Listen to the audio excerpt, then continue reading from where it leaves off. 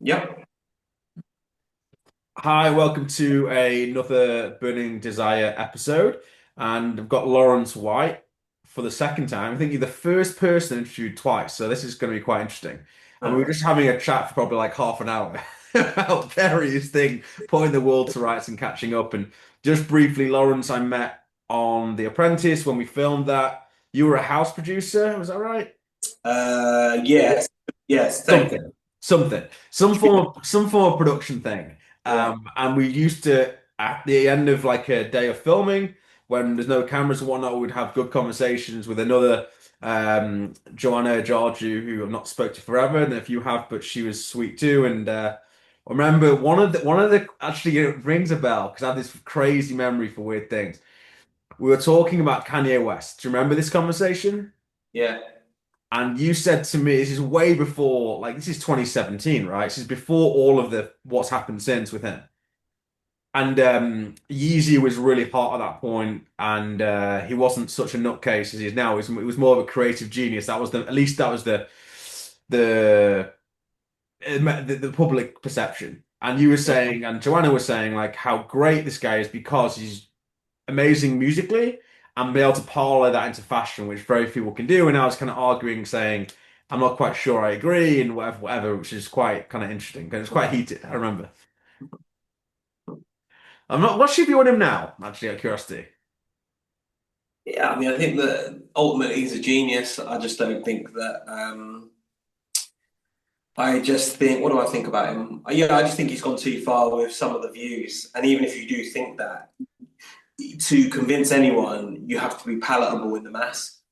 And I think he's gone too far the other way. It is that too many yes men have just been around him, I guess, and he's now just allowed and does whatever he wants. But ultimately, you're tarnishing what would otherwise be a great legacy, saying some foolishness.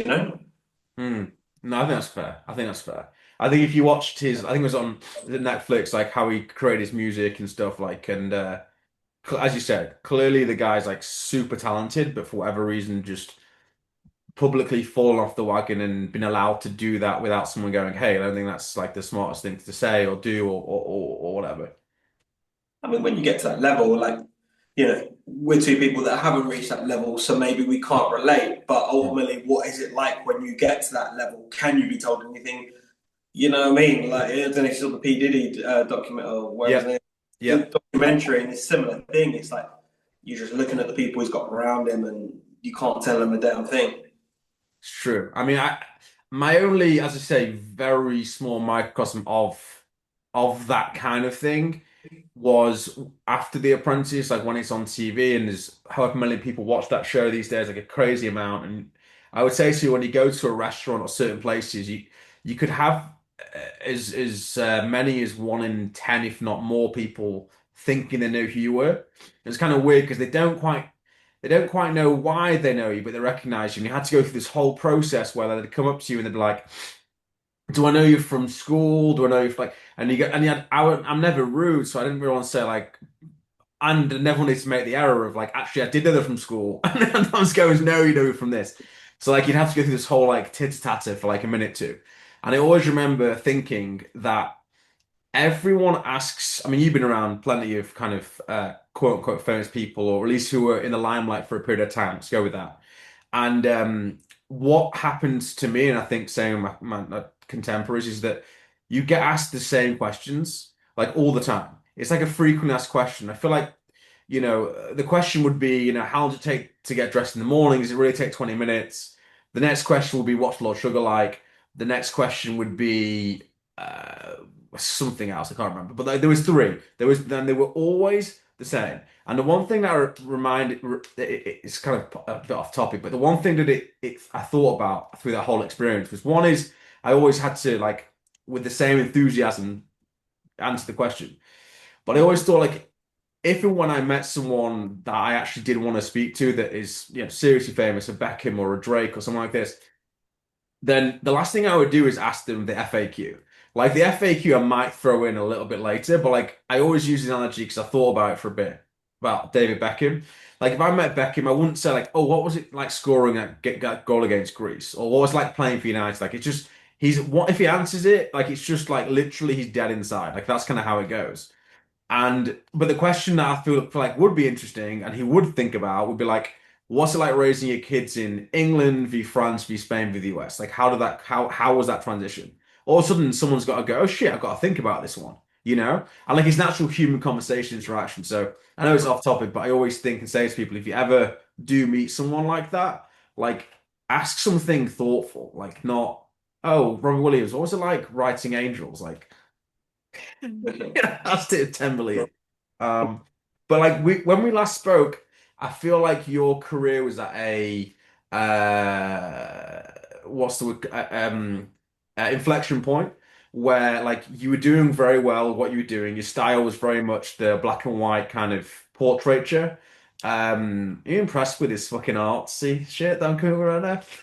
So what's that? Are you Yeah, impressed with yeah, my artsy shit? So no, yeah. it's great, and I have some of it. If I need to, I have a note to I need to get some of the frame, and I think you were trying to figure out what the next step was. Do I go to the gallery side of stuff?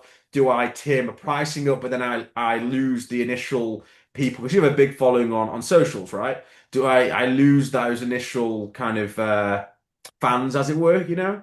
Like what Mhm. happened and how did you like what did you decide to do?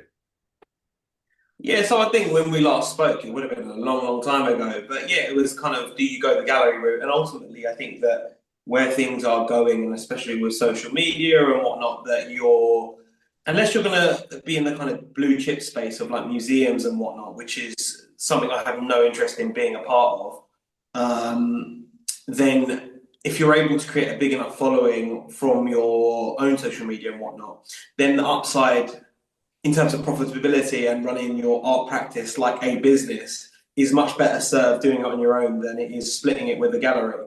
But often I feel like people don't want to necessarily back themselves and will use a gallery and whatnot, which if it works for them, yes, amazing. But I just think there's a more profitable way to do that. And so yeah, my art practice is direct to consumer. And since we last spoke, I was very much doing portraits and whatnot. However, from a business sense, it makes it very difficult to target in terms of ads and whatnot, such different audiences. So, for example, if I'm doing a painting of Adele, it's very difficult to spend on ads to acquire a customer who will buy an Adele painting, which means that you then, if I'm doing a Mike Tyson painting, you've then got to retrain the algorithm to try and Right. sell that piece, if that makes sense. Yeah, So, so you're every time you start from scratch almost. exactly. So you're not really compounding the results that you're Yeah. getting because Yeah. every new painting. Um, and then also I went into the idea of then doing just commissions for people, but there's no scale in that because unless you're finding clients that are doing paintings of like 5 grand, 7.5 to 10 grand, Hmm. you've got to do a few of those a month to make it worthwhile. And plus then you've got to find that person and there's not loads of those people out there. And so it's been this kind of long journey to a point where I was like, well, what do I actually enjoy about the portraits? And ultimately, I was fascinated by how people got to where they have got to the top tier of whatever industry it's in, singing, acting, whatever. Hmm. And ultimately, I really love the motivation behind that. And so it's been a real journey of like, so what do I actually want my art to say? Whereas for the longest time, it was just a case of painting pretty pictures almost. And so this collection of artworks that I'm doing at the moment is completely away from the black and white, but actually will speak to me and something I would hang on my wall, similar to what you've got on your on your wall behind you to your right there. Isn't it? Which, Isn't it so beautifully framed? I mean, it's literally giving me ADHD. It's actually an abomination of how I you know. got that. I know. But but Kind of part of the point though.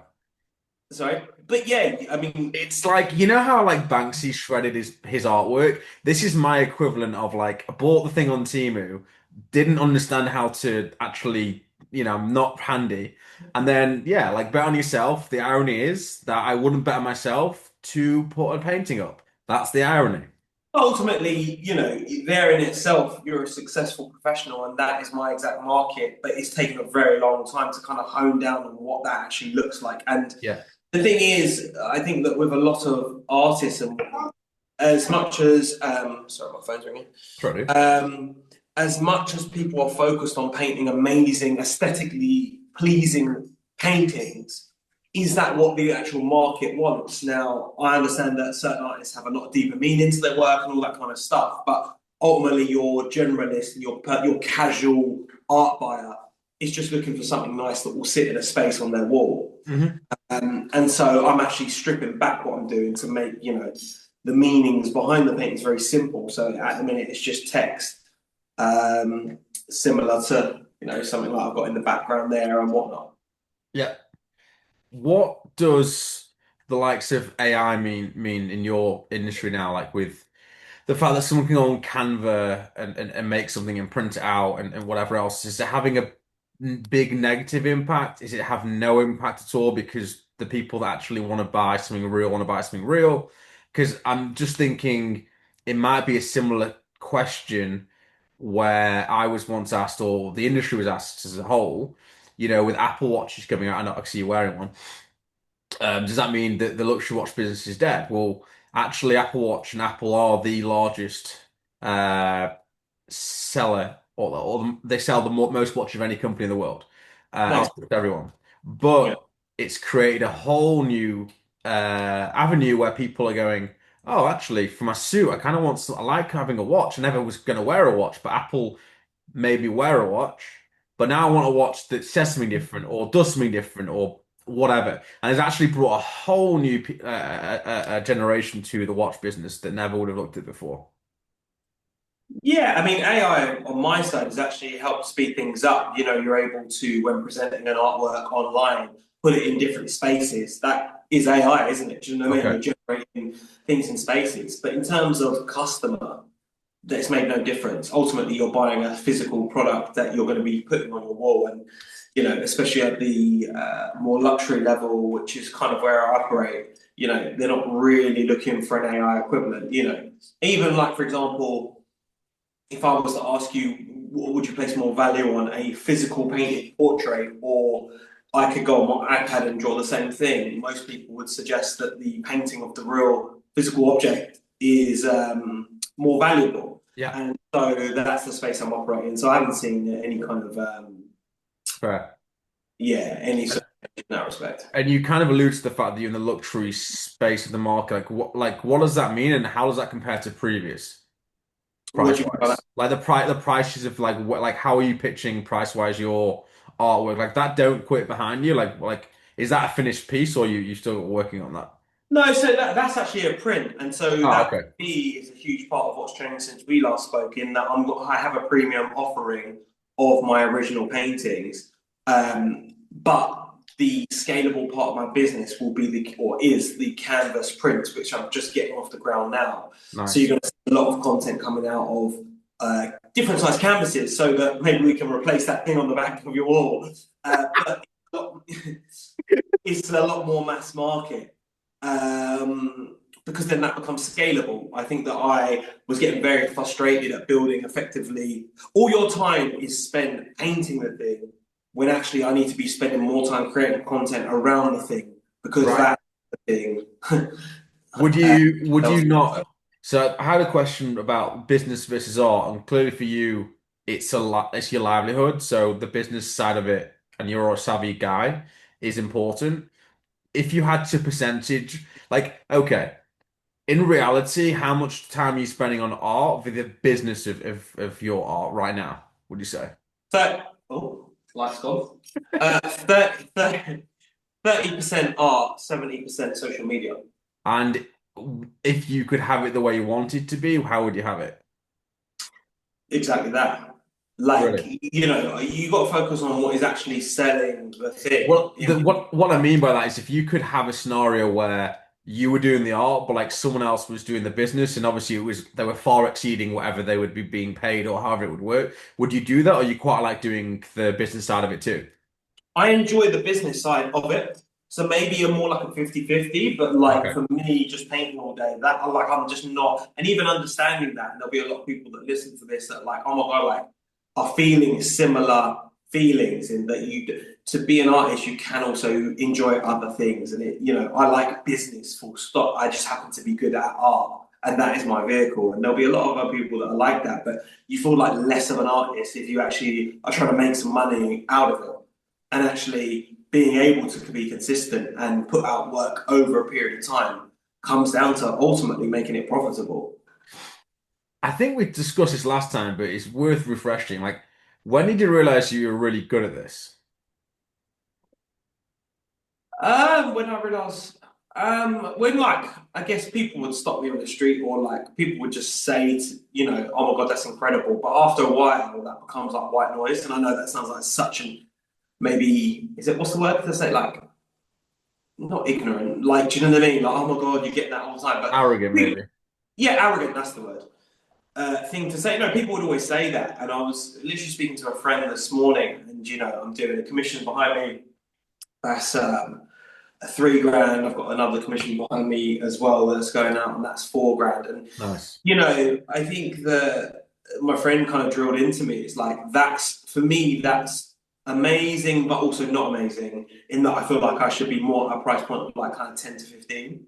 And so, what I guess what I'm trying to say is that that is still amazing. Like a lot of artists would kill to be in that position, Sure. but because I feel like I'm confident in my ability and what I'm actually offering, Yeah. that for me is actually quite low.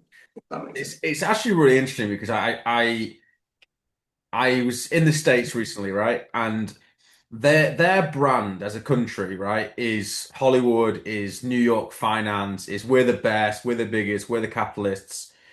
Actually, the reality in the States, which I'm not going to go into right now, is nothing like that, right, at all. I mean, even in those pockets of, I was in Miami, New York, and also Washington DC, and for me, that country's gone. I mean, it's absolutely gone, and not even to do with administration, like just I think the whole American dream, like everything. Anyway, we're not going to go on to that now, but why? What is relevant is I think Britain or the UK or England, whatever you describe it, we do an awful job at branding ourselves. So like I was out there, another example with a guy who's very famous in my industry in the vintage space, very vivacious Italian guy, and he was talking about British clothing and it being the best in the world, the cloth's the best in the world, the cuts are the best in the world. And then I was in Charles Tyrwhitt and they have this sign which says, we make something like, we make great clothing or something, something. But enough of that because we're British, we don't want to talk about it. And it's like, we do this awful job here. And I think it then, runs into people as well of just knowing what we're good for. I remember Mhm. my boss at Tesco used to say, like, if you don't toot your own horn, nobody's going to. And I feel like with you that there's just a confidence knowing that you're really good at what you do. But I think some people wrongly in this country believe that you saying I'm really good at art and I should be charging 10K because it's worth it, think that that's like some arrogance. It's not. It's like I know the service I give is the best in the industry, period. But I also have, all the Trustpilot reviews and I also have people saying it daily. Like with you, like it becomes a bit like I know that, right? I'm not being, arrogant. I just know that's true. But it's not very British to say you're really like the best at something. And I think that's why we don't have like companies that become trillion-dollar companies, why? Because we just kind of like go, oh, someone else is better than that than we are. Like I think it's just a mentality problem. Yeah, yeah, exactly that. I think that if you're very good at something or in the top percentile whatever it is you do, I feel like you should be compensated accordingly. However, that isn't always the case. You could be the best painter. What's the analogy? It's almost like the tree that falls in the forest, and if you didn't see it before, whatever that saying is, Yeah, yeah, yeah. some sort of saying like that. The point being is that if I was to create a painting in my studio and I never posted it, it's almost like it never happened. Do you get what I mean? Because if I'm not being represented by a gallery and it being sold by them, no one will literally ever see that. And so it could be the greatest painting to have been painted in history. But yeah, that's why I focus so much time on social media and understanding and getting that right. Because ultimately there are a lot of artists that are not very good in my opinion, that are doing very well because they market themselves very well. That is interesting. Um, I don't know how much you can talk about it, but I know, and this might be some time ago, you did allude to this, but you did work for Jadon Sancho, you've done work for Rolls-Royce. What can you talk about those or not? I don't know what's publicly. knowledge or not? Yeah, I mean, with Rolls Royce, I still I speak to the lady ad hoc, who's my contact there, but like we've done nothing since. It'd be amazing to do that again. Then paintings end up going to Sancho, kind of. I think it was like 2 years or 3 years after he originally commissioned them, and actually. Two of the paintings that I did for him were of him and his at the time girlfriend, who he by the time he got them delivered, had broken up with. So yeah, that was Don't have to interesting. tip. I'll tip exit. Yeah, yeah, exactly that. So yeah, that's the kind of update on them. I mean, like I said, it's good for brand, do you know what I mean, and positioning yourself. But ultimately, the people that have got the money to be able to spend on things like art aren't necessarily the celebrities that you would imagine. So if you were profiling like your who your customer is for the prints versus the like commission stuff that you want, like who are these people that are buying right now? Like, do you know? People exactly like yourself. I'm very much targeting, and also, and by the way, this is a great point for any artist that does listen and watch this. The idea of actually profiling your customer is so key, I think, to sales. If you have your beacon client you're looking to actually acquire, it makes the whole process a lot easier because Mm. the copy that you write on an Instagram post or the story and the way that you speak to the camera or whatever it is all going to be focused on this one particular person. And I think that, and we spoke prior to this call, I think in a world where there's going to be so, or there is so much competition, niching down and being just very good at one thing is the way to go apart, instead of being a generalist and trying to appeal to everyone. And so the client that I am looking for and that I sell to is someone exactly like yourself, an aspirational entrepreneur looking to who's either made it or on the journey to making it. And the artwork that will sit on your wall from myself will just be a reminder to yourself, the one that you can do it, and to give you that motivation to kick on and go and get more. That's cool, man. That's cool. So what like the print behind like what sort of price is that? Obviously, it's quite a big one. So Yeah, so it's big. I mean, in my opinion, it's quite affordable. It's 345 quid that is framed, sure. is a lot cheaper than, say, for example, an actual painting, which would be kind of anywhere between 2.5 and kind of 4,000. And you mentioned that you want to get to like the 10,000 plus kind of price point. Like how does that happen? Like do you just slowly go, well, actually now I'm 5K starting, or like do you have to just have a point of time where almost an attrition where you go like this is what it is now. Like yes, there used to be last year three, but like actually now I'm this, or how does that work? Is it based on then, you have to have more social media following, or again, back to profiling, is it without being rude, are you not profiling the right people for the 10K at this point? Like how does that factor in? I'm curious.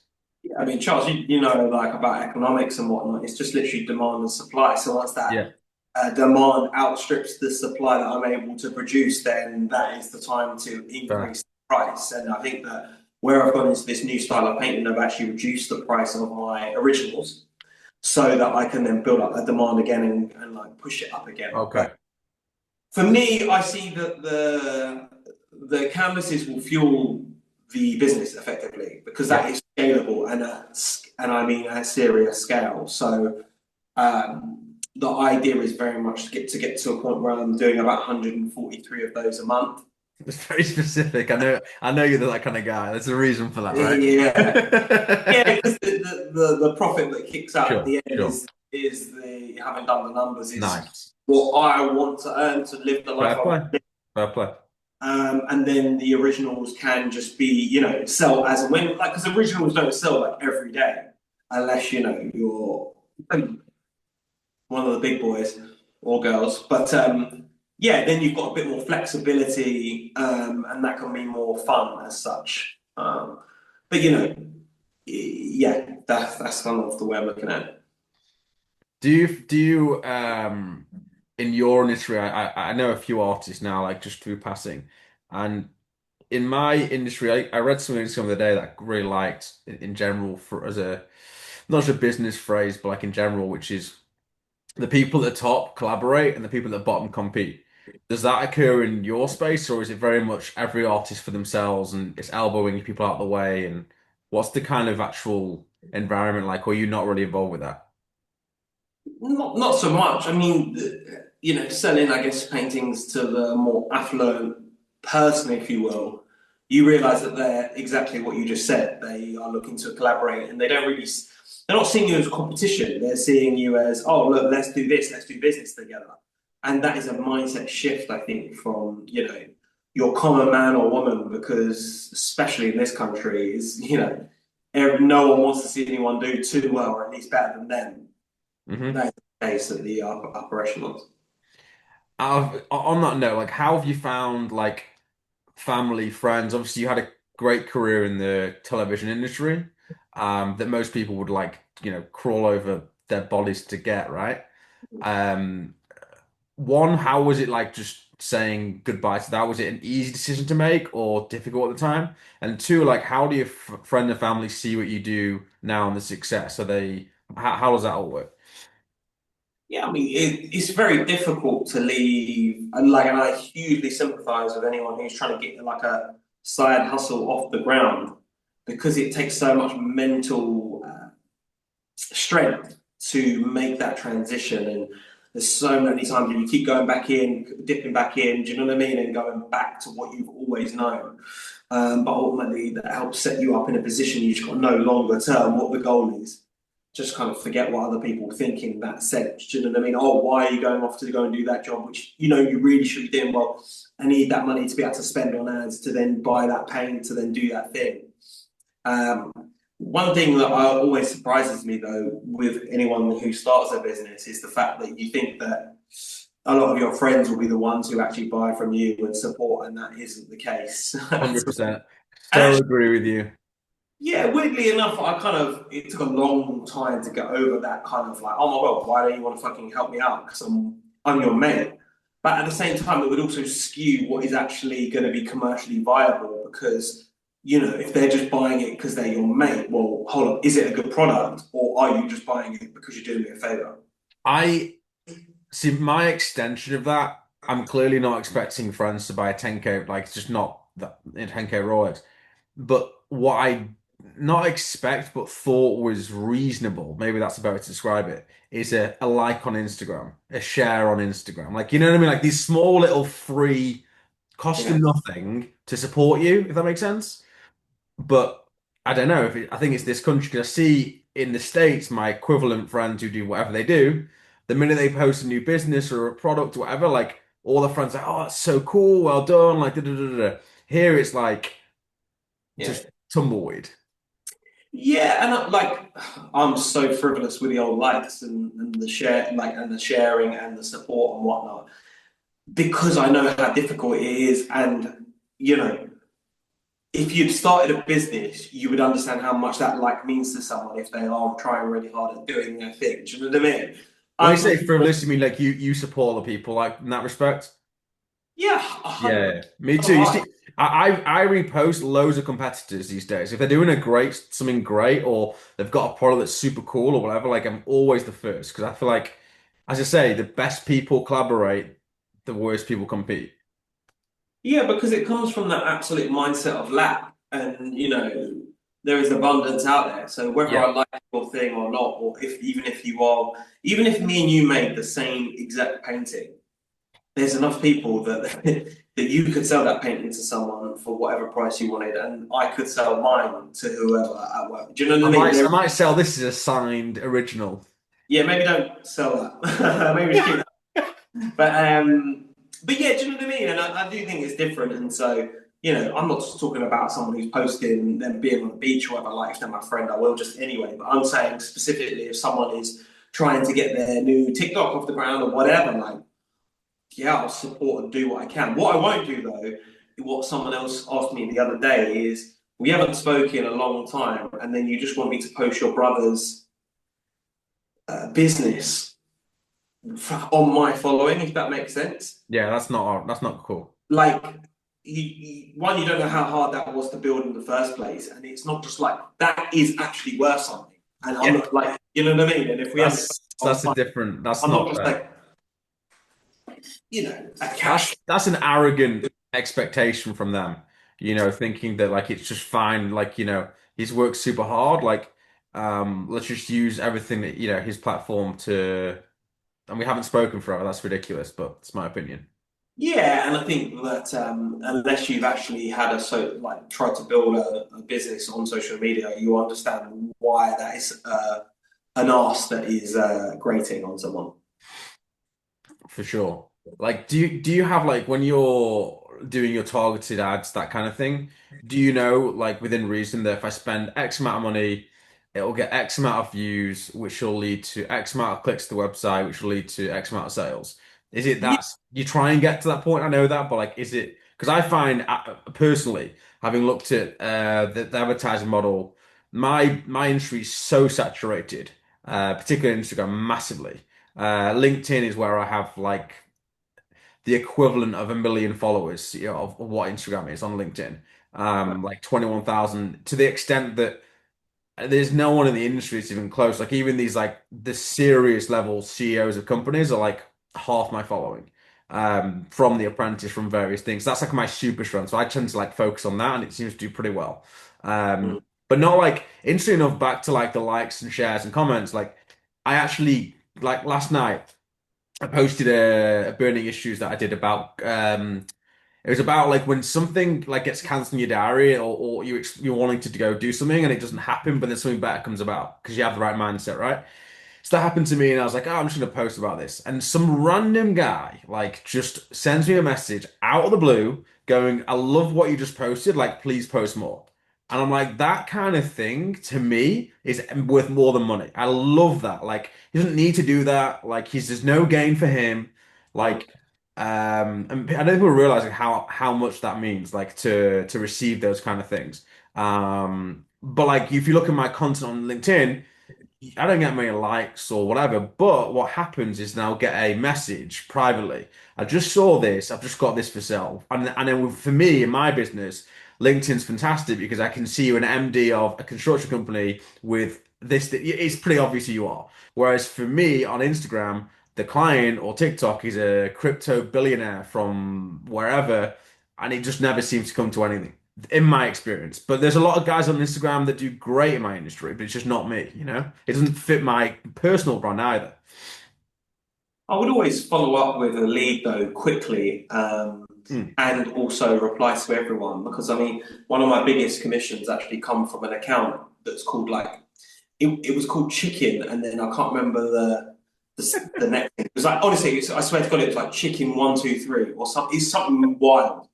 And actually, for a long time, I was skeptical, but the money hits the account, and you're kind of Yeah. like, oh shit, and it went ahead and Fair. whatnot. But that's you can't discount anyone. I'm sure No, you I, get I, I that. definitely, I definitely don't. But it's just some like for I'll give you an example, like and it's public knowledge, so I can say it. But I won't mention his name, it doesn't matter, but a very famous ex-football player has become a very good friend through exactly that.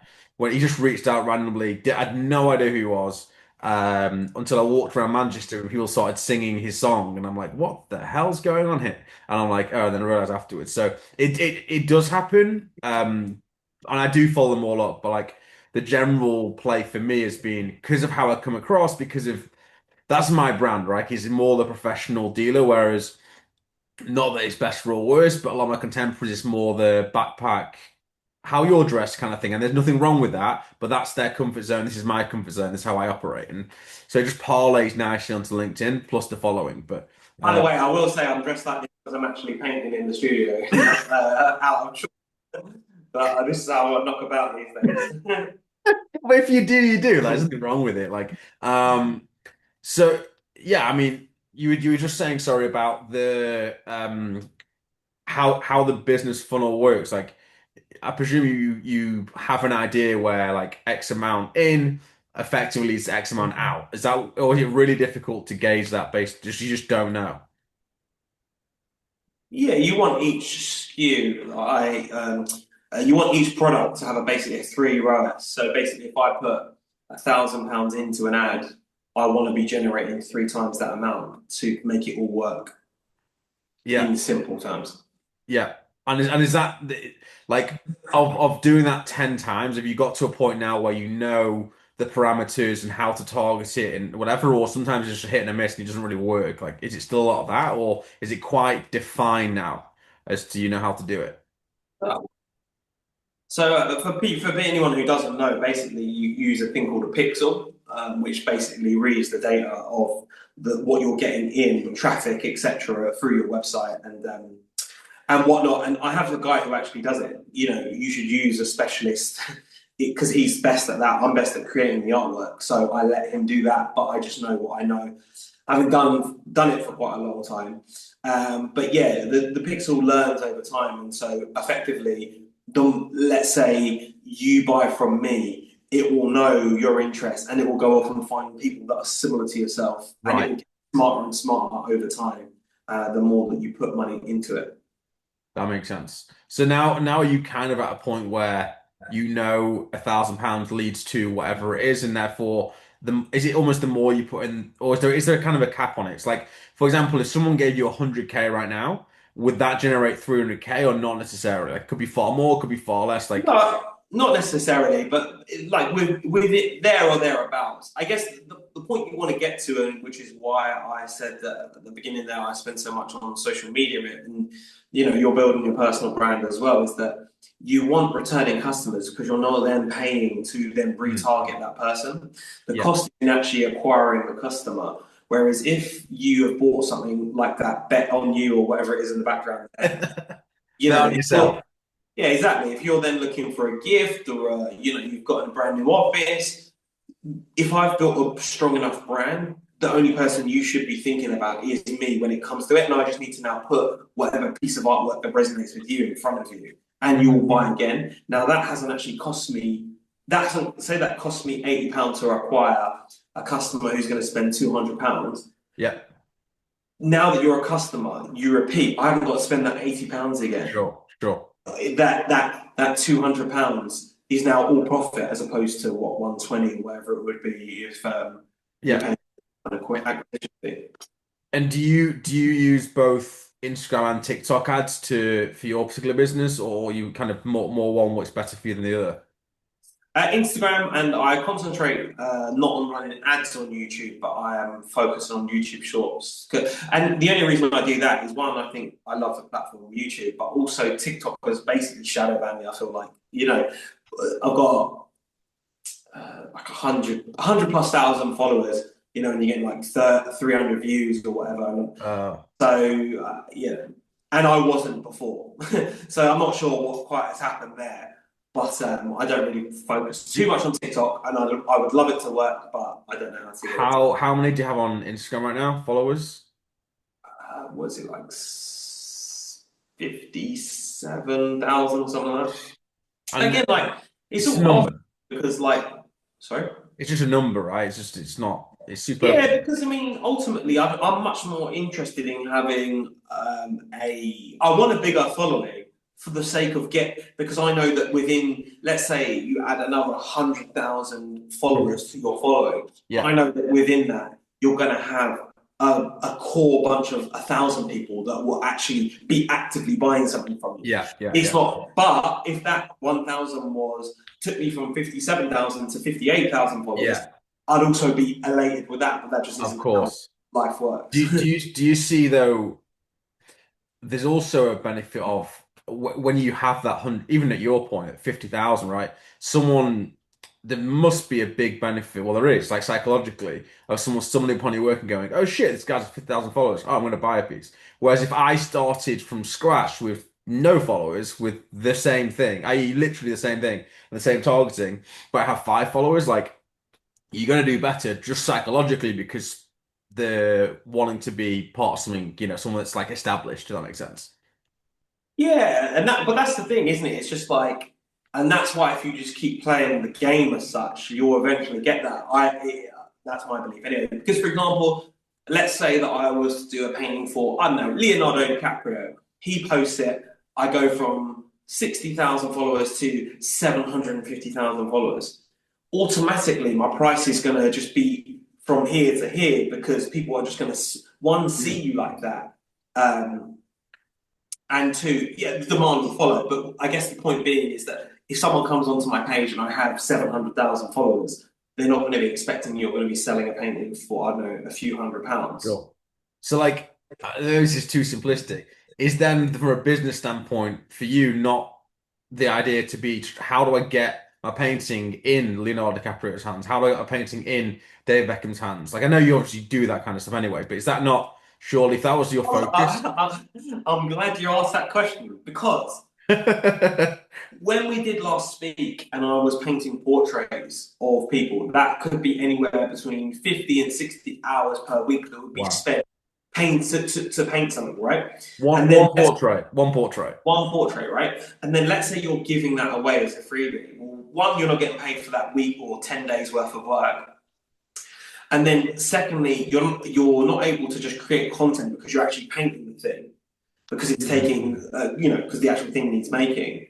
And ultimately, that was constricting the amount of time that I could spend on the activities that are actually selling the piece, i.e., getting it to Leonardo DiCaprio.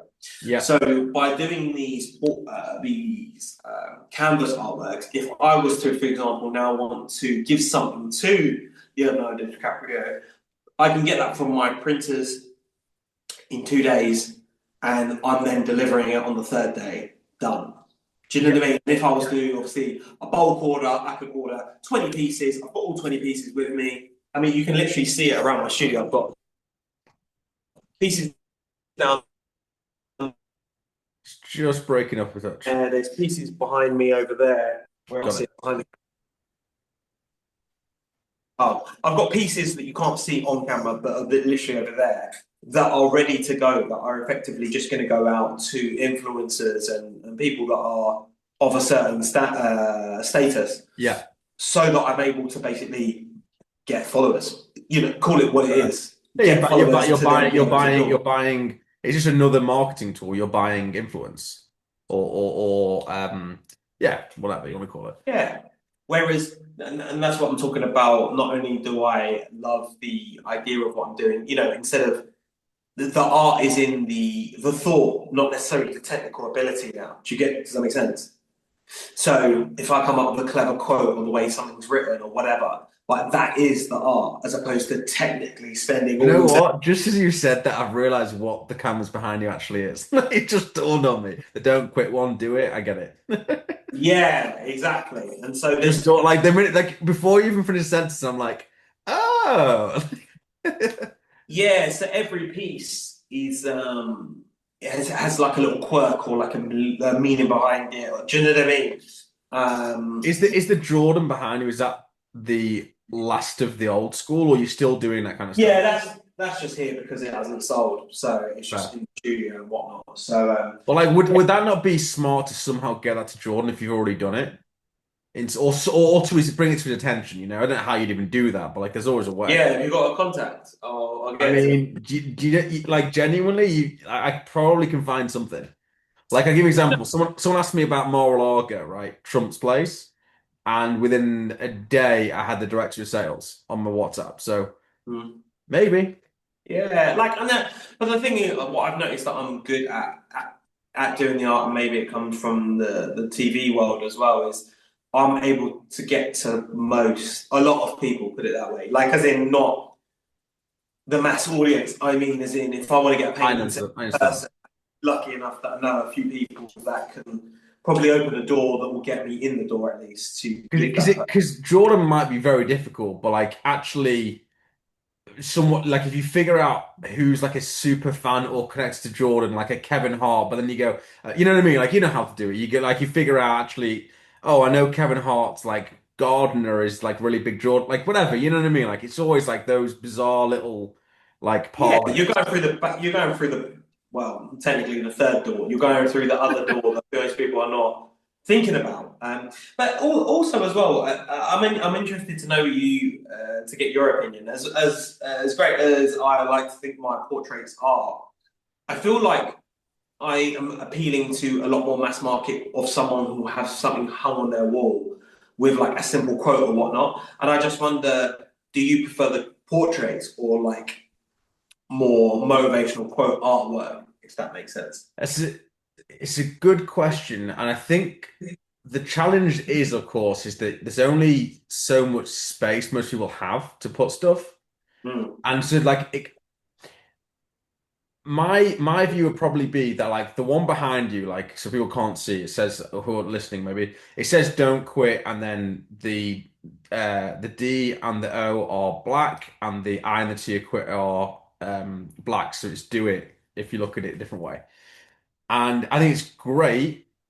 I just think there is a cap on what someone's going to pay for that, even as an original, because someone's going to go, I could do that myself. That's my opinion. Whereas I look at the Jordan behind you, which is like the portraiture, it's a colored portraiture, which wasn't what you were doing originally. You were doing black and whites, whatever. I like I couldn't even think of how to even begin that. So to me, as a layperson, professional person in a different industry, but also in the luxury industry, I look at that and I go, that's talent. Whereas the don't quit thing, I go, that's clever. That's clever, and I can see that selling 1,000 prints at 100 quid each. But like the Jordan thing, I can see someone spending 25,000 on that. That's my opinion. So I don't think there's an issue in doing both, but I just think they're very, very different markets. Very different. Yeah, and I would absolutely agree with you there. And I think that building off an Instagram audience that I have, something that is a lot more mass market and maybe at a more affordable price point is more sustainable long term, should we say? It's more sustainable, but I feel like the thing that goes viral is the talent. And your talent for doing the portraiture is ridiculous. Like who I was showing you today, someone who's big into art who works for the family, and I was showing them, I'm like, it's undeniable. Like what your portraiture, in my opinion, and I bought like a bunch of it, as you know, you're like, I remember you text me and go, bro, what did you order? Like I spent a Mhm. bunch of money. Um and for me, like even the prints, like they're so unique and interesting, and there's pure talent there. To me, that's what I value. But I'm the same in like everything. Like I'll happily spend premium on something if the quality's there. Like I'll give you a small example. Like this mouse mat here, right? This mouse mat is quite expensive because it's thicker, it's better quality, whatever else. I could get one for a tenth of the price, but I prefer to get the best of buy something once and buy the best. So like if I was your client, I would be like, I personally, as I say, I would there wouldn't be a number as to what I would buy that Jordan for because you would put a number on it and I would go, oh, it's 25,000. I mean, I couldn't do it. Like, if I really want, like Jordan, I've got a spare 25K. I just made it on something and I would normally buy a watch with that or whatever else. Yeah, I'd give you 25K. But the Mhm. don't quit or an inspirational quote, however great and smart it is, like to me, this is just to me, that's a couple thousand at best. Because I just don't Mhm. see the craftsmanship and the talent as much. Like it's clever and it's commercial. But I actually think it's again from a business standpoint, like if I was you. I think virality comes from the talent. Like to me, like if you put an ad out, I think there's like two things going on because you obviously got the raw talent, you got the business side of it, and the business side of it's what's going to make you the money, but the talent's like I think the thing that like puts you in a different class. Because like back to that Canva AI quote conversation, someone that's like watching this could easily go on Canva and do exactly what you've done, that don't quit, copy you basically, which is wrong, and print it out and do whatever. But you can't do the Jordan thing. Impossible. Even if I've got your print, I still can't bloody like in a copy. Like it's just not. It's still not. I can't do it. And I know Mhm. you mentioned the iPad thing, whatever. But like maybe there is a like as I say, like there's almost maybe have a different channel like that's just completely one's very artsy and like you go down the gallery road with that just to get your price point to a point where like it's like when you've got, I'm trying to think of an example. Ralph Lauren, great example. So like you can go in TK Maxx or used to be able to, and you can buy into them at like even now you go into Ralph Lauren's main store for 100 quid you can buy into it. But actually you can buy a Purple Label, a £10,000 suit that's actually very well made.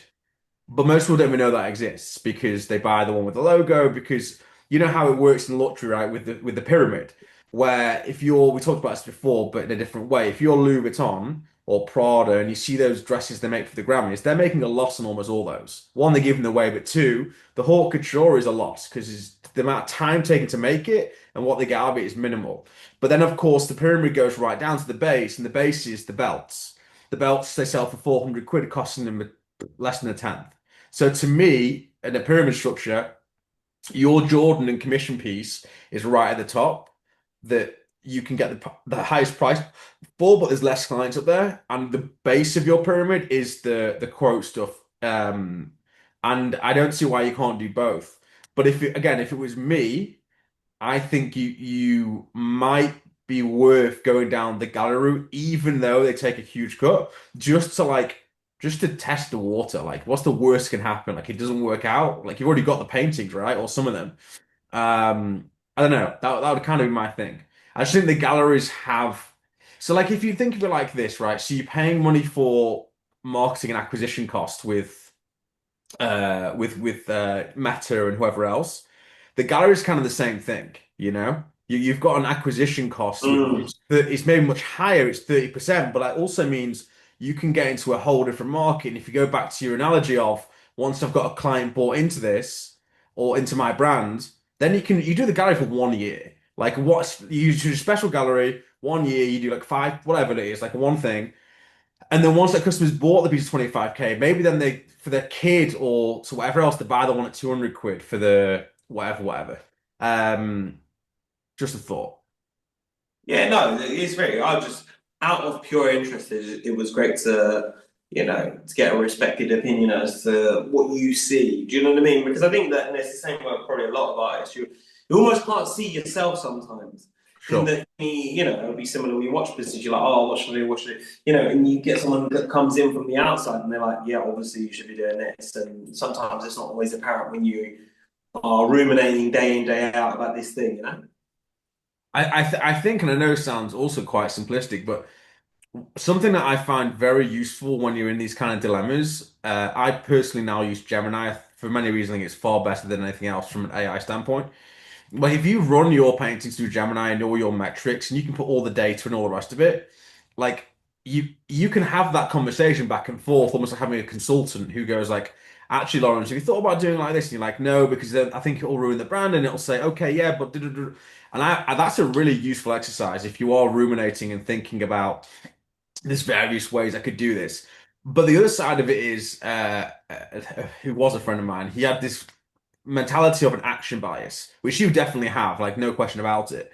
But like a lot of people What is think what is that? What's so the that? action bias is what it says. Like your bias, your natural standpoint is to do something about it. Rather than think about it like, should I put the painting in the gallery? Should I do this advert? Like just do it. Like just literally do it. Like and like as I say, what's the worst case scenario? You call up Clarendon Castle, whatever the hell it is, and go, hey, I've got this painting. I want 25K for it. Like, do you know anyone? Like, what's the worst they can say? Actually, no, you've got to do this, this, this, and you know what I mean? Like, actually, there's nothing because there's an artist just now who I think I'll intro you to because I think it'd be quite interesting.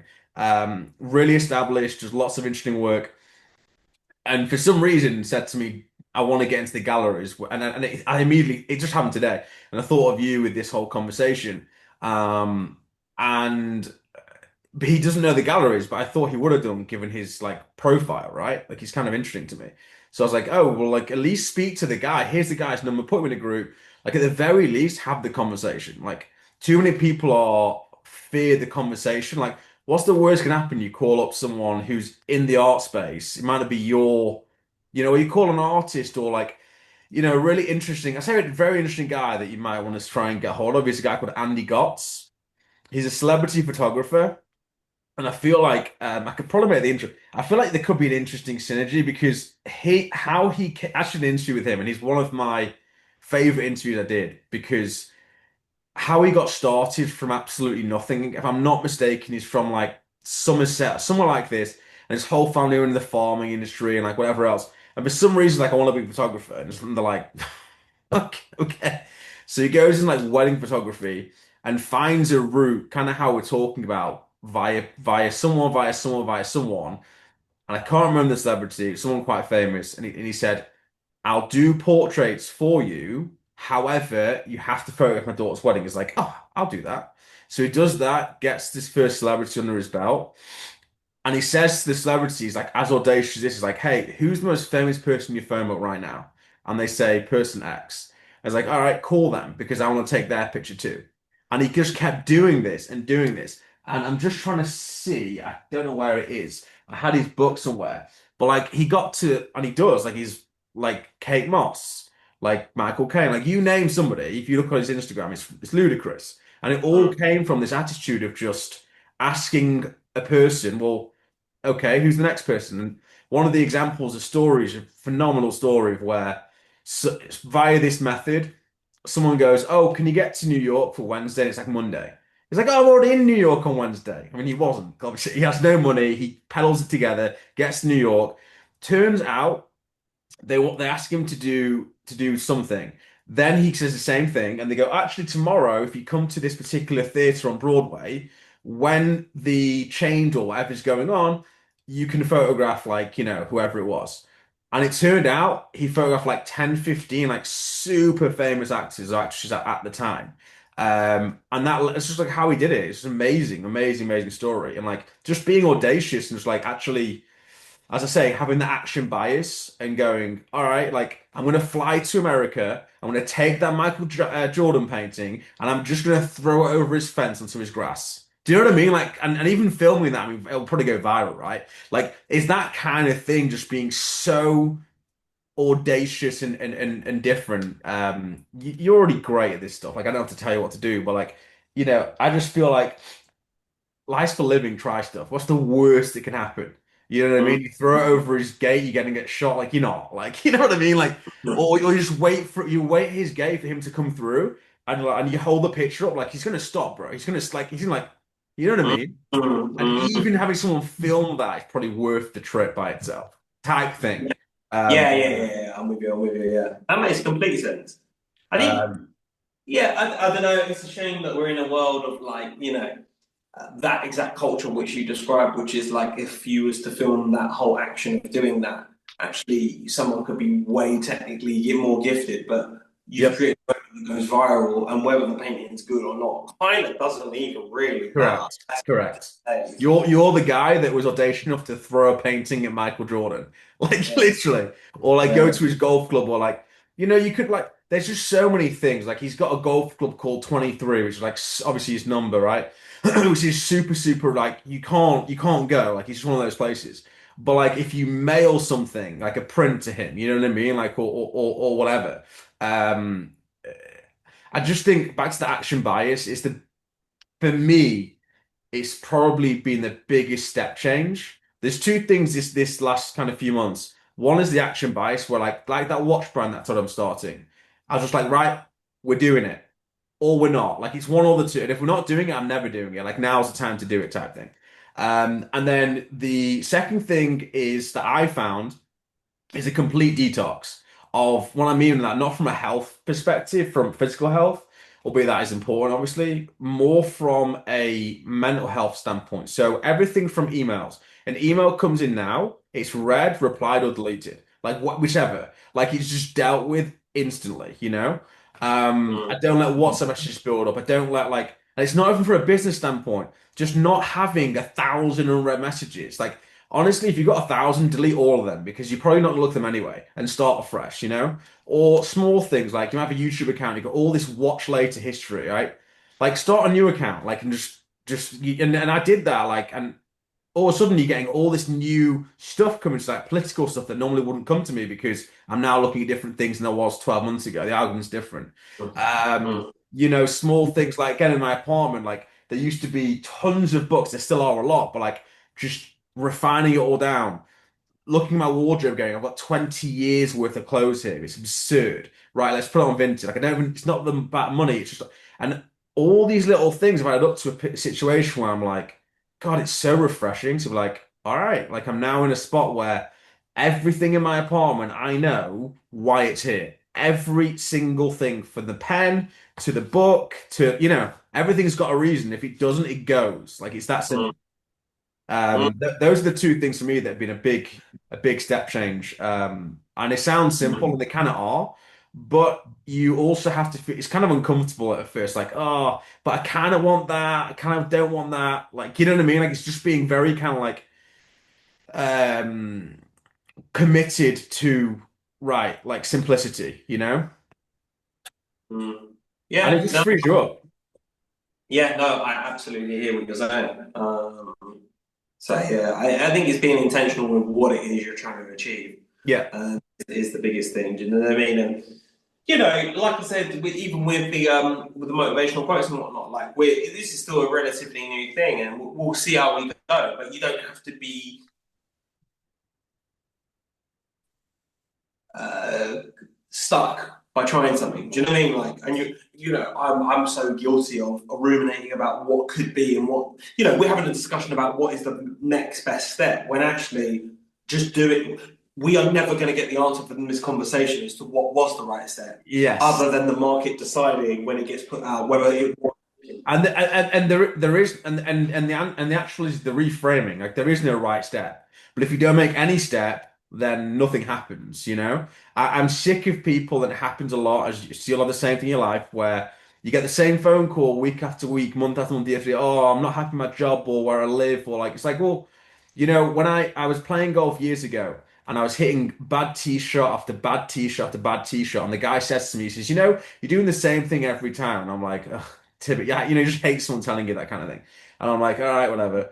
He's like, you know what that is? He says, that's the definition of insanity. I'm like, what do you mean? He's like, well, that's literally Einstein's definition of insanity, doing the same thing over and over again and expecting a different result. And that is what most people do. They put the same post on Instagram, the same what, or the same effort into work or the same effort into whatever it is, and they magically think it's going to like change. Now, there's some compounding and growth and whatever else, but the general rule of thumb is absolutely true. I guess a good place to leave our chat today, because I'm interested to know, and there's again, there's obviously no right or wrong answer here. Two things actually.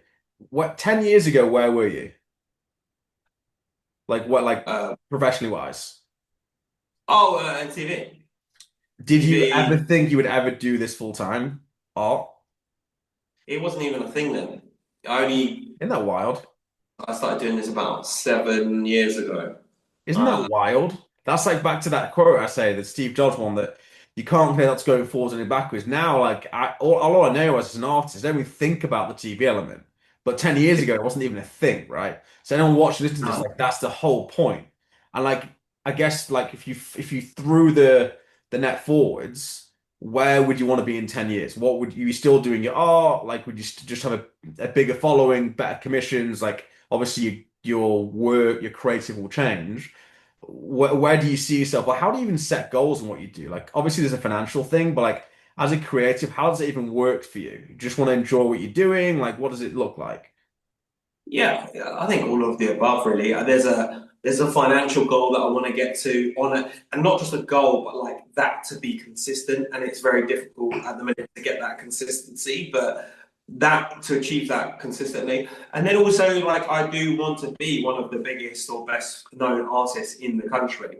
And so that is, in my opinion, done through creating a big social media following. Yeah, And for I don't sure. mean become the biggest social media influencer or whatever you want to call it on Instagram. I'm just saying within the niche that I operate Yeah. in, um, oil paintings, you know, Say it, sorry. What was the last thing you said? being that oil paintings. Yeah. Yeah. That's interesting, man. That's super interesting. Um, yeah, I feel like yeah, Andy Gotts could be interesting. He's a very nice guy. And then there's just this artist that chatted to me today that was asking me some advice. And actually, what I think about you're the guy that like has the a different blueprint, shall we say, than I think he even thinks is possible, maybe. But he has the tools to and the ability, I think, to do something. Yeah. Well, Yeah. listen, like, thank you, man, for your time. Like, it's always a pleasure. Like, you always have pills of wisdom and like just straight to the point and passionate and honest, and that's what's important to me. Yeah, man. I think we've always connected because we've got similar and sometimes opposing views, but it's passionate, but passionate nonetheless. Yes. So yeah, I'm gonna have to. I literally put a note because obviously we reconnected and whatever else. Like But you know something like one thing I do want to end with because people have this view that, like, social media is bad and it's this terrible thing, and like you're a prime example, as am I, as to how great it can be. Like if you, I always think of it as things like a tool. I've used analogy so many times. Like fire allows this radiator under my feet to keep me warm, the food, to be warm and healthy, or whatever, or I can also burn my apartment building down. And social media is the exact same. Like if you curate it, like I do to watches, like all of a sudden I'm seeing things and being exposed to things that I didn't even know existed. But if you Mm. switched off to it and go, it's so bad, and all it is fakery, and like, yeah, like if you search that out, like, and if you that's what you're interacting with, of course.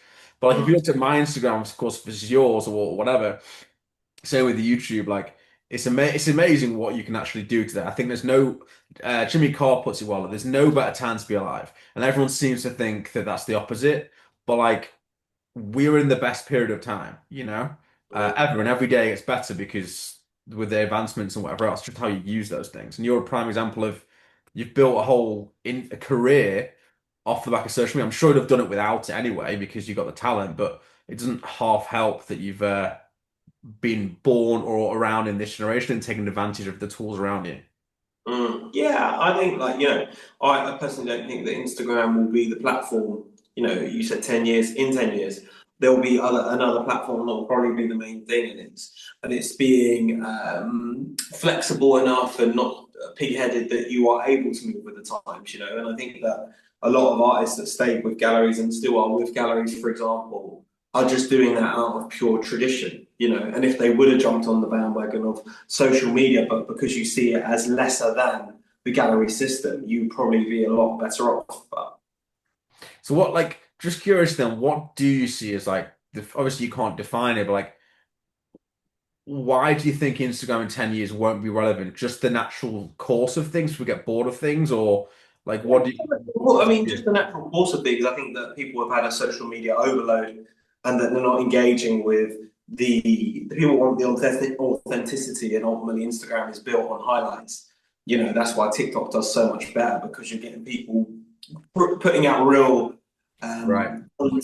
real content. And secondly, I don't know how much you post on Instagram, but if you have looked at the views, it's going down. And Oh, it's maybe, negligible. It's like it's a complete waste of my time, with the truth. The only I was thinking today, like the only reason for me posting there, which is actually a real thing, is when people do look at my account and they see that I've got a recent posting of watches. Like as in I met them in real life, and then they go look and then they go, oh, that's where it becomes. But in terms of the digital first kind of interaction, it's a waste of time. 100% for me. yeah, they're doing stupid things like charging people now to have ad-free access to Instagram. But you know, there's a difference between I don't have a personal account on there. I don't believe. Yes, my name is Laurence White, and it is personal in that sense. But ultimately, it's a business account. Do you know what Sure, I mean? So if sure. you're going to start doing that, you're going to drive other people elsewhere because people are Interesting. not